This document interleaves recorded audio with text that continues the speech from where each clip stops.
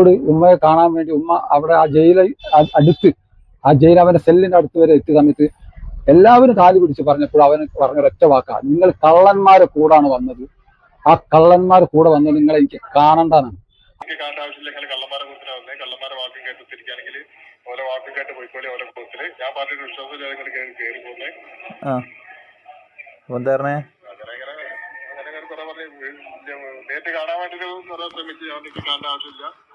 ഏറെ പ്രതീക്ഷയോട് കൂടി ഉമ്മ ഇവിടെ അങ്ങോട്ട് പോകുന്നു. അത് ഉമ്മ പോയ കാരണത്തെ നാട്ടുകാരടക്കം ഒരുപാട് പരീക്ഷിച്ചു.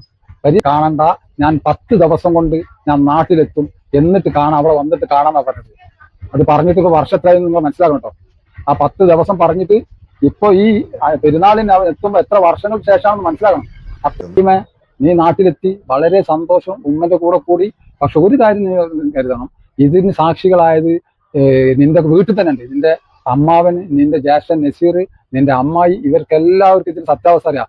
നീ എന്താണ് പറഞ്ഞത്? നിന്നെ ഉമ്മയുടെ അടുത്തേക്ക് അവര് ജയിലതിർക്കത്തിൽ കൊണ്ടുവരുമ്പം അവര് മനുഷ്യത്വപരമായിട്ട് സ്വന്തം ഉമ്മയെ പോലെ കരുതിയിട്ട് അവര് മനുഷ്യത്വപരമായിട്ട് നിന്റെ കയ്യിലെ വിലങ്ങയച്ചു. കാരണം ഒരു ഉമ്മയുടെ മുന്നിൽ മകനെ വിലങ്ങ് വെച്ച് കാണരുത് എന്നുള്ള ആഗ്രഹം കൊണ്ട് അവര് വിലങ്ങയച്ച് കാണാൻ ശ്രമിച്ചപ്പം, വിലങ്ങയക്കാൻ ശ്രമിച്ചപ്പം അത് വേണ്ട, ഉമ്മ ഇങ്ങനെ വിലങ്ങോടെ കണ്ടാൽ മതി എന്ന് പറഞ്ഞ് വാശി പിടിച്ച് കച്ചറുണ്ടാക്കിയാളെ നീ.